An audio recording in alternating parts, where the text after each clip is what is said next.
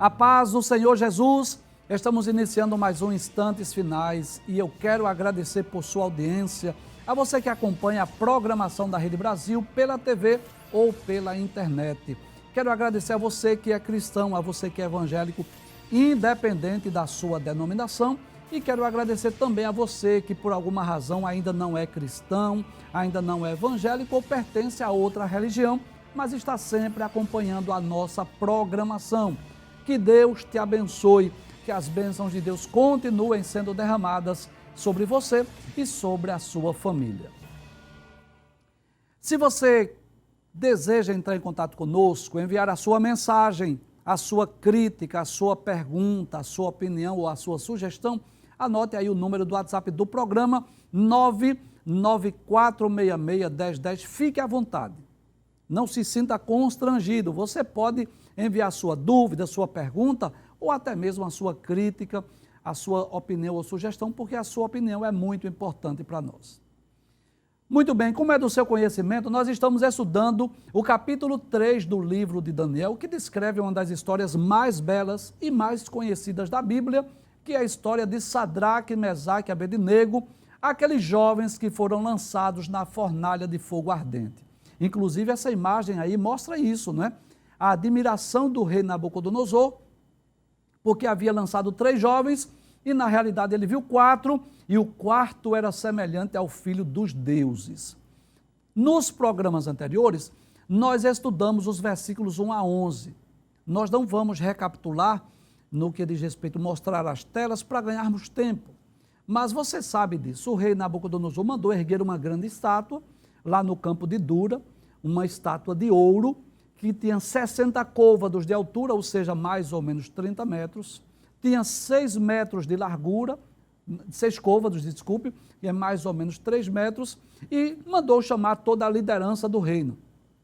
Os prefeitos, presidentes, governadores, juízes, foram todos convocados para estar lá naquela inauguração daquela estátua. E o que acontece? O rei havia ordenado que o arauto proclamasse isso, que todos os povos de todas as línguas, quando ouvisse o som dos instrumentos musicais, quando os instrumentos musicais tocassem, todos deveriam se curvar e deveriam adorar aquela estátua, aquela imagem. Mas o que é que acontece?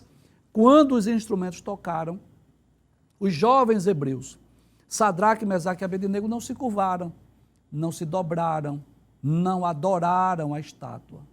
E aí, eles foram denunciados diante do rei. Alguns homens perceberam e foram até o rei Nabucodonosor denunciar os jovens hebreus pelo fato de os jovens hebreus não terem se curvado diante da imagem. Foi isso que vimos até o versículo de número 11. Hoje vamos dar continuidade a partir do versículo 12, que nós chegamos a ler, mas não explicamos ainda. Traz a tela, por gentileza, capítulo 3, versículo 12. Isso, muito bem. Então diz assim a palavra de Deus, os homens dizendo ao rei Nabucodonosor: há uns homens judeus que tu constituísse sobre os negócios da província de Babilônia, Sadraque, Mesaque e Abednego. Esses homens, ó rei, não fizeram caso de ti, a teus deuses não servem, nem a estátua de ouro que levantaste adoram. Então observe aí que houve uma denúncia. Qual foi a causa, a razão da denúncia? Não podemos dizer ao certo, mas existe a possibilidade, primeiro, de haver sido um ato de fidelidade ao rei. Aqueles homens se sentiram na obrigação de denunciar, de levá-los à presença do rei, pelo fato de eles estarem ali como alguém que exerce um cargo de confiança. Talvez tenham sido motivados também pela inveja, pelo fato de esses jovens hebreus estarem ocupando o cargo de destaque. Você lembra disso? Quando Daniel interpretou o sonho no capítulo 2, Daniel pediu para que o rei constituísse também a Sadraque, Mesaque e Abednego sobre os negócios de Babilônia. Isso está no capítulo 2 e o versículo de número 49. Talvez por inveja desses jovens hebreus, mas talvez eles tenham feito isso também com o intuito de demonstrar serviço, vamos dizer assim, numa linguagem muito popular, de ganhar ponto, de serem vistos pelo rei, de ganhar mais confiança. A verdade é que levaram e denunciaram os jovens hebreus. E os jovens hebreus foram alvos de de uma tríplice acusação. Primeiro, de não fazer caso de ti. Segundo, de não servir aos deuses de Babilônia ou o Deus de Nabucodonosor. E terceiro, de não adorar a estátua. Então nós podemos perceber aí claramente que estava havendo um conflito entre as leis humanas e as leis divinas, entre a lei de Deus e a lei de Nabucodonosor. E nós já dissemos aqui, esse texto é histórico, ele não é profético, ele não fala sobre futuro necessariamente, mas que nós podemos extrair lições para as nossas vidas. E essa é uma lição que nós queremos meditar hoje.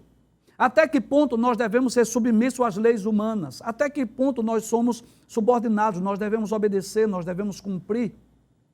Quando é que nós estamos autorizados por Deus a desobedecer às leis humanas? Então nós vamos perceber que todas as vezes que as leis humanas vão de encontro às leis divinas, ao mandado, à ordem de Deus, a prudência diz, é melhor obedecer a Deus do que aos homens. Vamos ver a Bíblia Sagrada? Se você tem uma Bíblia, dispõe aí da sua Bíblia e abra a sua Bíblia na carta de Paulo aos Romanos. Nós vamos perceber no capítulo de número 13, versículos de 1 a 7 da carta de Paulo aos Romanos, que toda a autoridade ela foi estabelecida, ela foi constituída por Deus. Ao criar os anjos e os homens, Deus criou também um princípio de liderança. Você sabe disso. Até mesmo entre os seres angelicais existe uma hierarquia. Existem anjos que exercem função superior a outros anjos. Na terra não é diferente. Nós vamos perceber que é um princípio de liderança. Dentro de casa, na sociedade, enfim. Deus estabelece um princípio de liderança. E Paulo ensina isso, que a igreja, que os servos de Deus devem ser sujeitos, devem ser submissos às autoridades, porque toda autoridade foi constituída por Deus. Na carta de Paulo aos Romanos, capítulo 13, Paulo fala exatamente sobre isso, sobre a submissão às autoridades. Em outras palavras, Paulo estava dizendo aos crentes de Roma que deveria ser submisso ao Império Romano, porque era o Império Romano, os governadores de Roma, os imperadores de Roma que governavam o mundo. Então o que é que Paulo diz? Toda alma, e alma aqui é pessoa, ser humano, esteja sujeita às autoridades superiores, ou seja, obedeçam, cumpra as normas, as leis, porque não há autoridade que não venha de Deus, e as autoridades que há foram ordenadas por Deus. Então existe um princípio de autoridade, tanto na esfera angelical, quanto na esfera humana. E essa autoridade, esse princípio foi estabelecido por Deus. Por isso, quem resiste à autoridade resiste à ordenação de Deus. E os que resistem trarão sobre si mesmo a condenação. Então, quando alguém vai de encontro à autoridade, ele está indiretamente desobedecendo a Deus. Porque se a autoridade foi estabelecida ou constituída por Deus, significa dizer que nós devemos ser submissos. Nós devemos obedecer. E Paulo continua dizendo até o versículo de número 7, falando sobre essa necessidade de nós sermos submissos, de nós obedecermos. Mas observe, a questão aqui é a seguinte: e quando houver um conflito?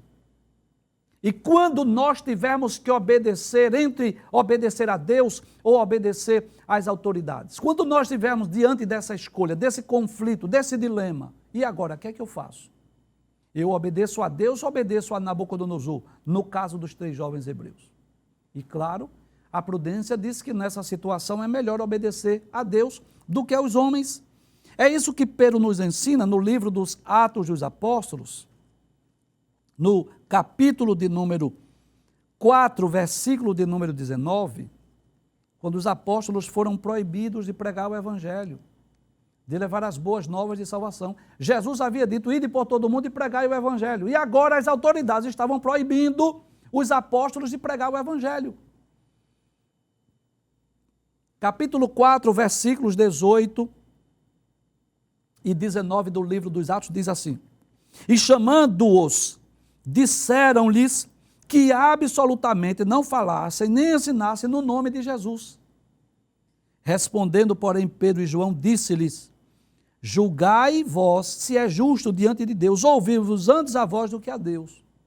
Como que diz assim, será que isso é justo? Será que isso é correto? Nós obedecemos mais a vocês do que a Deus? Agora, no capítulo de número 5, versículo 29, diz assim, versículos 28 e 29, diz assim, não vos admoestamos nós expressamente que não ensinasseis nesse nome, e eis que encheste Jerusalém dessa vossa doutrina, e quereis lançar sobre nós o sangue desse homem. Porém, respondendo Pedro e os apóstolos disseram, mais importa obedecer a Deus do que aos homens. O que é que nós podemos aprender aqui?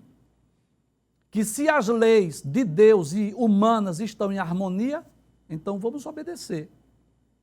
Se não há conflito, então nós vamos obedecer, porque quando nós obedecemos às leis terrenas, indiretamente também estamos obedecendo a Deus. Mas se há choque, se há conflito, se estamos diante dessa escolha ou dessa decisão, não resta dúvida que a nossa decisão é fazer o que fez Sadraque, Mesaque e Abednego. Era melhor eles desobedecerem ao rei Nabucodonosor, ainda que lançados lá na fornalha de fogo, mas contanto que eles agradassem a Deus. Então, veja o teor da acusação. Não fazem caso de ti. É como se eles dissessem assim, eles não estão seguindo a tua lei, as tuas ordens, eles não estão te obedecendo. Eles não estão seguindo os teus preceitos e mandamentos. Mas claro, é simples. E qual era a razão? Porque ele estava mandando adorar imagens, ídolos. Ele estava mandando se curvar diante da estátua que ele ergueu. E os jovens hebreus sabiam disso muito bem, que o servo de Deus não deve se curvar, nem se prostrar diante de imagens, diante de ídolos. Nós já estudamos sobre isso. Isso está muito claro no Pentateuco. Segunda acusação. Diz assim, aos teus deuses não servem. E por que é que Sadraque, Mesaque e Abednego não serviram aos deuses de Babilônia? Simples. Porque se eles conheciam o Deus verdadeiro, o Criador de todas as coisas, o arquiteto do universo, o Deus vivo que fala, que age, que intervém na história humana, como é que eles iriam trocar o Deus vivo, verdadeiro, por deuses falsos? Por deuses construídos por mãos humanas. Então é lógico que Sadraque, Mesaque e Abednego não quiseram fazer essa troca. Deixar de servir ao Deus vivo e verdadeiro para servir a deuses mortos, a ídolos, que como diz o Salmo 115, tem boca, mas não fala, tem olhos, mas não vê, tem pés, mas não andam, tem mãos, mas não apalpam, tem nariz, mas não cheiram, tem boca, mas não fala, som algum sai da sua boca. Então jamais eles iriam trocar. Veja o que diz lá no livro de Josué. Até porque Sadraque, Mesaque e Abednego sabiam muito bem que o povo judeu havia sido levado para a Babilônia por causa dos pecados da idolatria. Veja o que diz Josué capítulo 24, versículo 14. É Josué que faz um concerto com o povo antes da sua morte. Depois que conquistou a terra de Canaã, depois que distribuiu a terra para as 12 tribos, aí Josué prevendo a sua morte, a sua partida, Josué faz um pacto, chama o povo, traz as últimas recomendações, as últimas orientações. Capítulo 24, versículo 14, Josué diz assim, agora, pois, temei ao Senhor. O que é que Josué estava dizendo aos hebreus, aos israelitas? Depois de tão grandes milagres, depois de tão grandes feitos, de tão grandes maravilhas que Deus fez no decorrer daqueles 40 anos, tirando os filhos de Israel lá do Egito, conduzindo-os naquele deserto até chegar à terra de Canaã. Ao chegar em Canaã, deu vitória ao povo de Israel diante daquelas nações que habitavam lá. Deu as terras de Canaã como havia prometido. O que é que Josué diz agora? Temei, pois, ao Senhor e servi-o com sinceridade e com verdade. Aí ele diz, e deitai fora os deuses, as quais serviram vossos pais, da além do rio e no Egito, e servi ao Senhor. Josué está dizendo, joga esses ídolos fora. Quebre, despedace. Não continue servindo esses deuses. É por isso que, geralmente, as pessoas, quando se convertem, que vêm de outra religião, o que é que eles fazem? Eles destroem os ídolos. Não é para dar de presente a outros, não. Porque se você dá de presente para alguém, você está sendo curado da idolatria, mas você está alimentando a idolatria de outro. Pessoa, por exemplo, que tem em casa, deixa eu ser prático aqui, tem em casa bebidas alcoólicas, aí se converteu, aí vai dar a bebida alcoólica a alguém? Quer dizer, você não vai se embriagar não, mas você vai dar para outra pessoa se embriagar? Claro que não. Quebre, despedace e jogue fora. Se você era de outra religião, e nessa outra religião você costumava se curvar, se prostrar, adorar, fazer petição, e você agora descobriu que o Deus verdadeiro, o Deus da Bíblia, proíbe a adoração, então não dê essa imagem, essa estátua para ninguém não. Você quebra, você despedaça, você joga fora. E eu quero deixar bem claro que isso não é palavras do professor Givanildo, isso é a palavra de Deus. É Josué que está dizendo assim, deitai fora. Deitar fora é jogar. Jogue fora os deuses aos quais serviram vossos pais da além do rio e no Egito, e servi ao Senhor. Então os jovens hebreus sabiam disso. Eles foram chamados para servir ao Deus vivo, ao Deus verdadeiro. Não foram chamados a adorar deuses falsos. Observe, por exemplo, ainda no primeiro livro de Samuel, no capítulo de número 7, o versículo de número 3. Então o que é que Deus quer de nós? Que nós tenhamos convicção que o nosso Deus é vivo, é verdadeiro, e nós não podemos trocar, como diz uma expressão muito popular, você sabe disso, o certo pelo duvidoso. Primeiro livro de Samuel, capítulo 7, versículo 3, diz assim, então falou Samuel a toda a casa de Israel, dizendo, se com todo o vosso coração vos converterdes ao Senhor, olha aí, se de todo o coração vos converterdes ao Senhor, tirai dentre vós os deuses estranhos e os astarotes, ou seja, os ídolos, aquilo que você serviu outrora, na época que você estava na cegueira espiritual, na época que você estava servindo aos ídolos, joga fora, quebra, porque você agora encontrou o Deus verdadeiro. Aí ele diz, e preparai o vosso coração ao Senhor, e servi a Ele só. Que coisa interessante, e vos livrará da mão dos filisteus, glória a Deus. Então, eu também vim de lá. Eu posso falar com conhecimento de causa, embora que nunca vivi adorando estátuas e ídolos, mas eu vim de lá dessa religião. Mas eu encontrei o Deus verdadeiro, graças a Deus por isso. E eu digo isso com muito respeito, viu? Você sabe disso, nosso objetivo aqui não é criticar religiões, não é falar mal das pessoas, não, meu objetivo não é lhe trazer nenhum constrangimento, mas é mostrar a palavra de Deus, mostrar que Deus condena a idolatria, que Deus diz, olha, não sirva esses deuses, jogue fora, quebre. Então, os jovens hebreus, ao ouvir os instrumentos, permaneceram firmes. Como diz a Eliane Oliveira, né? De pé. Não se curvaram, não se prostraram, não adoraram, foram acusados, foram denunciados. Mas eles estavam obedecendo a Deus. Terceira acusação, não adoram a estátua. Volta o texto, por favor, para eu ler, por favor, aí na tela, por gentileza, porque pode ser que você não esteja com a Bíblia. Não, versículo 12. Ah, isso. Aí diz, parte B, tá? Esses homens, ó rei, não fizeram caso de ti. Como que diz assim? Não estão seguindo as tuas leis, as tuas ordens, os teus mandamentos. Segundo, a teus deuses não servem. E por que não servem? Porque eles servem ao Deus verdadeiro. E nem a estátua de ouro que levantaste adora. Por que não adoravam? Simples. Porque na Bíblia está escrito que só Deus é digno de adoração. Que só Deus deve ser adorado. Isso está lá em Mateus capítulo 4, versículo 10.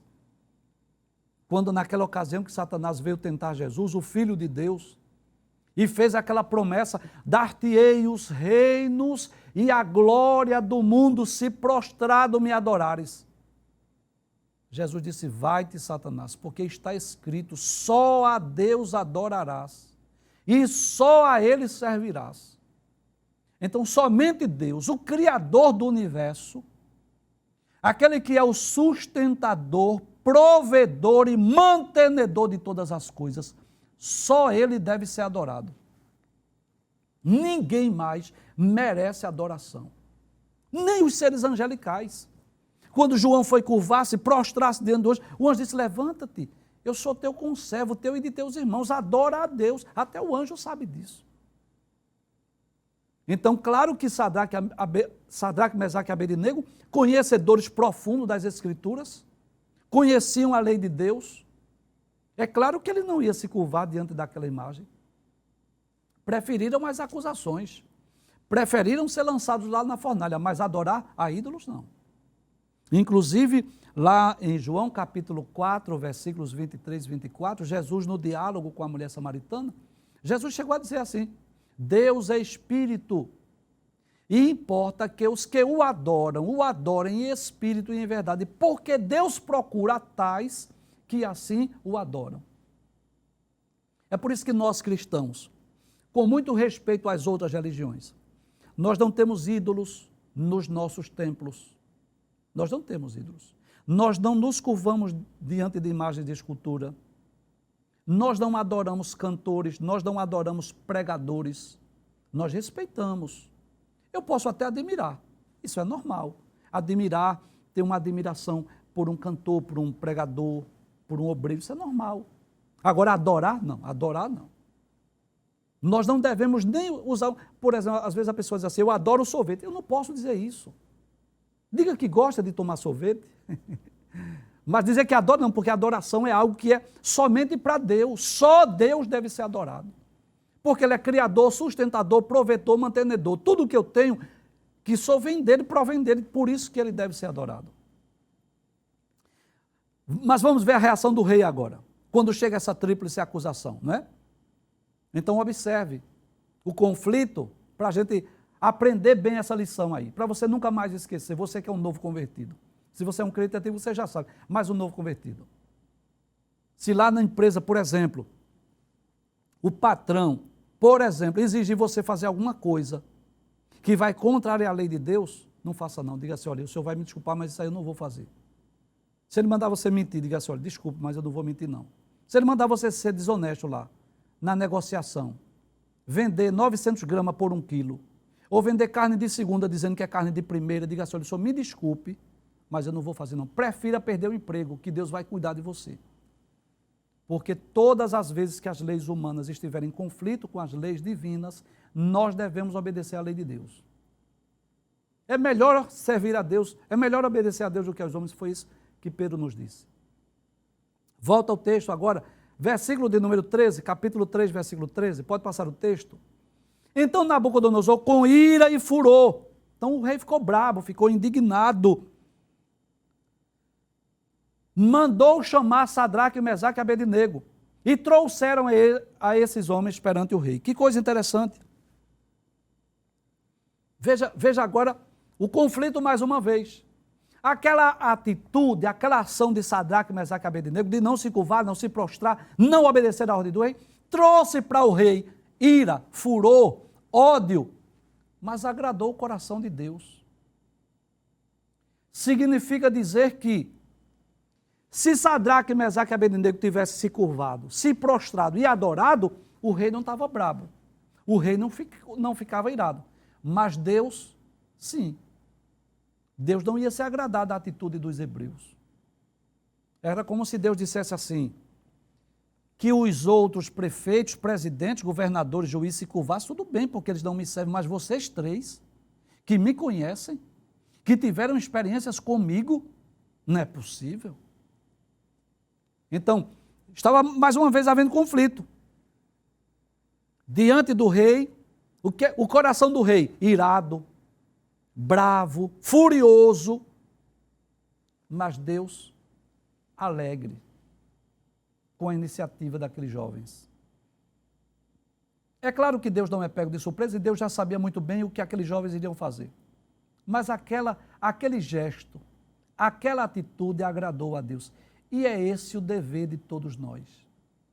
Procurar a cada dia, em cada ocasião, em cada circunstância, agradar ao nosso Deus. É isso que Deus quer de nós. Aqueles jovens não se curvaram, não adoraram, não é porque eles quiseram aparecer ou demonstrar ser mais santos, é porque eles queriam agradar a Deus. Porque tem gente que não faz, porque quer demonstrar uma santidade, quer aparecer diante dos homens, quer demonstrar que é diferente. Não, o propósito maior é agradar a Deus. O propósito maior não é ser aplaudido, não é receber elogios, não é que as pessoas... O propósito maior é agradar a Deus. E era isso que os jovens queriam. Abre o texto mais uma vez. Então Nabucodonosor, com ira, com furor, mandou chamá-los, né? E trouxeram esses homens perante o rei. Passe o texto, versículo 14. Diz assim: falou Nabucodonosor e lhes disse: é de propósito, ó Sadraque, Mesaque e Abednego, que vós não servis a meus deuses, nem adorais a estátua de ouro que levantei. Como que diz assim: vocês querem me irritar? Vocês estão me desobedecendo? Vocês querem dar um mau exemplo aqui no meu reino? Mais ou menos assim. Eu estou parafraseando. É como se o rei dissesse: mas rapaz, vocês vêm lá de Jerusalém. Eu coloco vocês aqui numa posição privilegiada. Vocês eram para dar exemplo. E vocês vêm me desobedecer? É de propósito isso? Que vocês não querem servir a meus deuses, você não quer adorar a estátua? Vocês são pessoas de confiança, que eu coloquei vocês aqui para trabalhar no reino. Então é de propósito. Passa o texto mais uma vez, versículo de número 15. Aí diz assim: agora, pois, se estáis prontos, quando ouvides o som da buzina, do pífaro, da cítara, da harpa, do saltério, da gaita de foles e de toda sorte de música, para vos prostrados e adorados a estátua que fiz, bom é, como que diz assim, é a hora do teste. Se vocês se curvarem, vai ser bom para vocês. Vocês não vão morrer. Mas, se a não adorardes, ou seja, se vocês não se curvarem, se vocês não se prostrarem, vocês serão lançados na mesma hora dentro do forno de fogo ardente. E quem é o Deus que poderá vos livrar das minhas mãos? Que coisa interessante. Quanto Nabucodonosor tinha a memória curta. Porque é claro que a gente não sabe exatamente o tempo entre o capítulo 2 e o capítulo de número 3. Porque observe que no capítulo de número 2 do livro de Daniel, você vai perceber que foi no 2º ano do seu reinado. Mas no capítulo 3 não diz exatamente em que período ocorreu essa inauguração. Então pode ter sido anos ou até décadas depois. Nós não podemos dizer ao certo. Mas o rei agora, que havia tido experiências com Deus. O rei Nabucodonosor, no capítulo 2, Daniel havia revelado o sonho, havia dado a interpretação. Vejam o que o próprio rei tinha dito, capítulo 2, versículo 47. Certamente o vosso Deus é o Deus dos deuses. Então era alguém que tinha tido uma experiência. Quando ele pergunta assim, qual é o Deus que poderá vos livrar? É como se ele estivesse desafiando. É como se ele tivesse esquecido. Então, nós vamos perceber aqui, primeiro, essa atitude do rei mostra que a mente dele era fraca. Ele esqueceu. Segundo, mostra também a sua ingratidão. Sabe por quê? Aqueles 3 jovens hebreus, foram eles que entraram lá no quarto para orar com Daniel. Veja, capítulo de número 2, versículos 17 e 18, quando o rei ia mandar matar todos os sábios de Babilônia.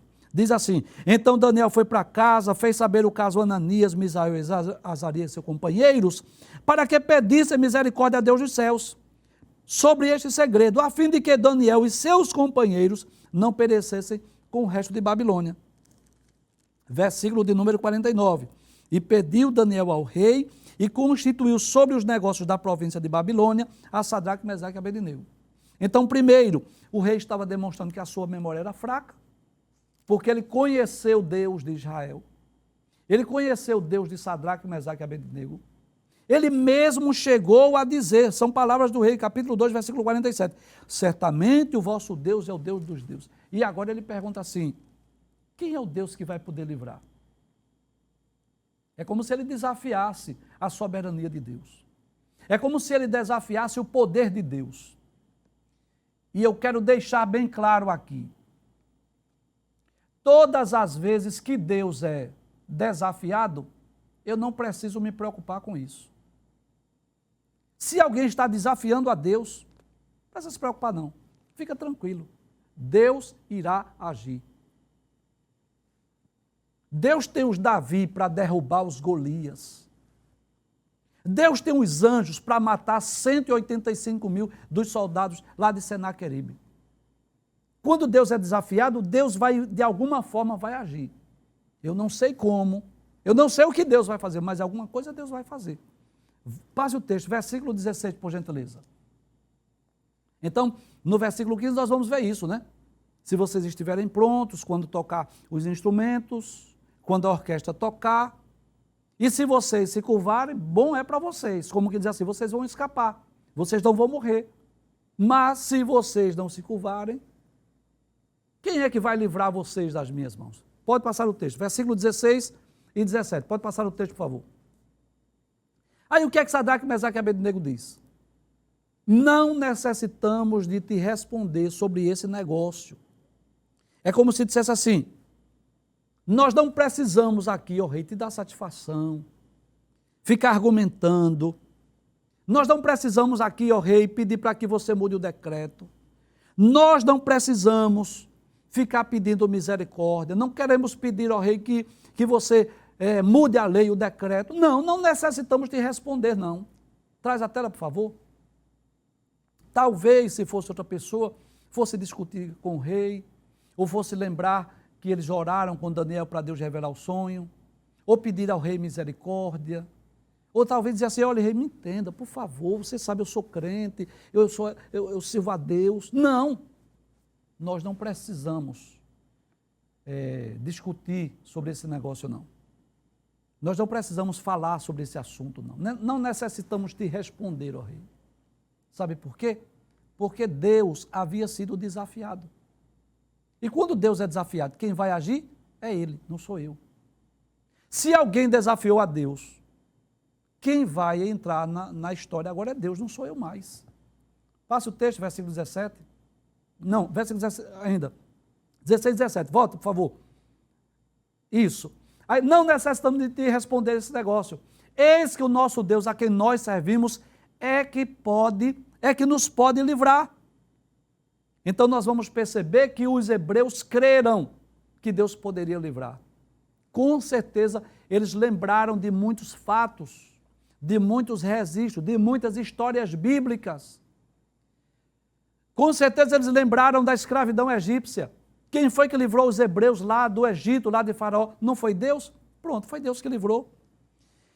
Eles lembraram lá de Elias, possivelmente, quando estava lá com medo de Jezabel, quando estava com medo da rainha.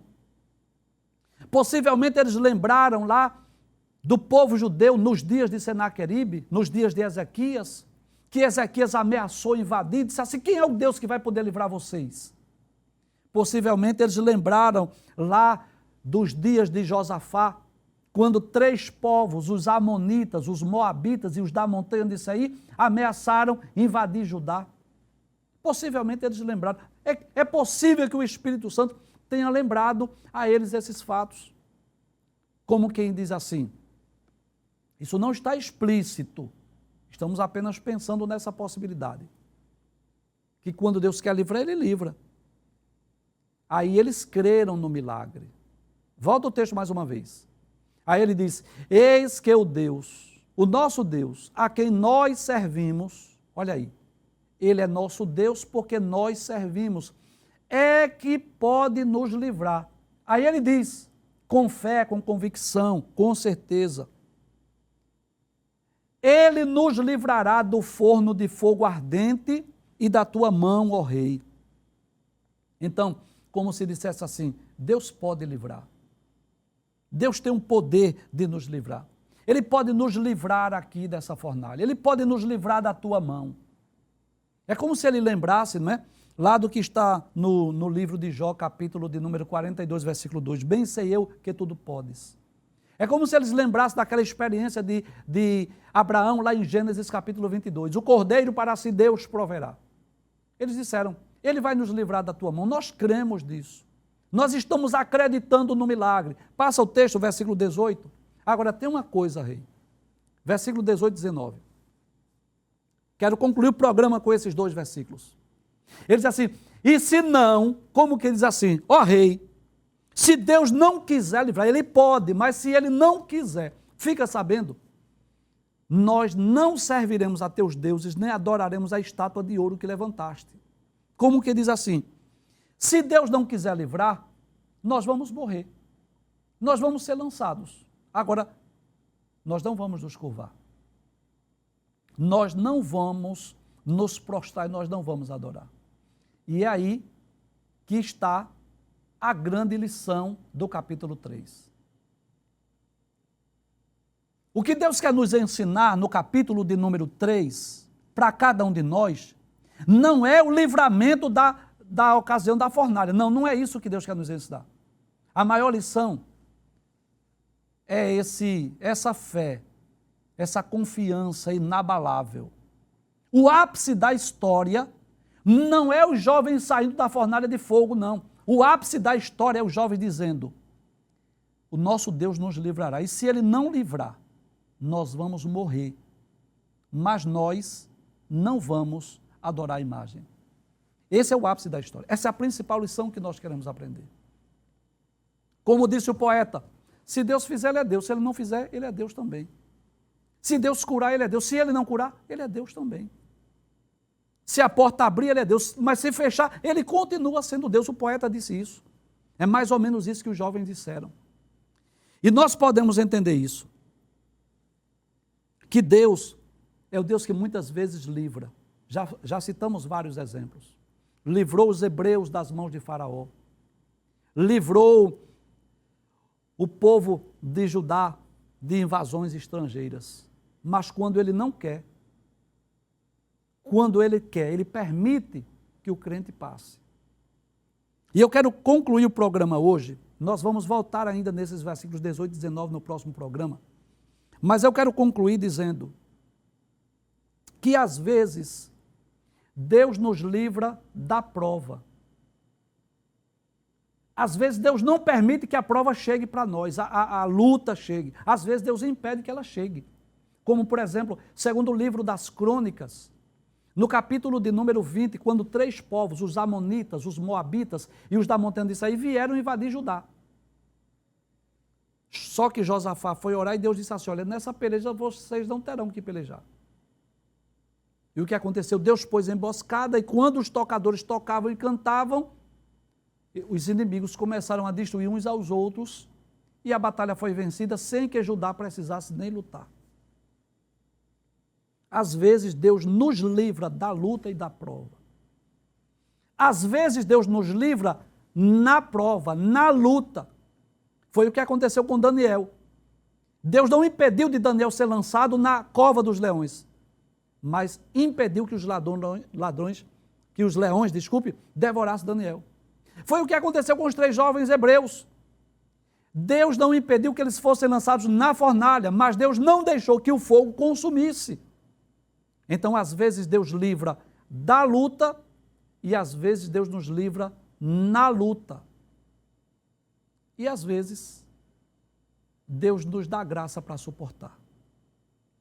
Quando Ele não quer, Ele não livra, Ele deixa. Foi o que aconteceu com Paulo. Segunda carta aos Coríntios, capítulo de número 12.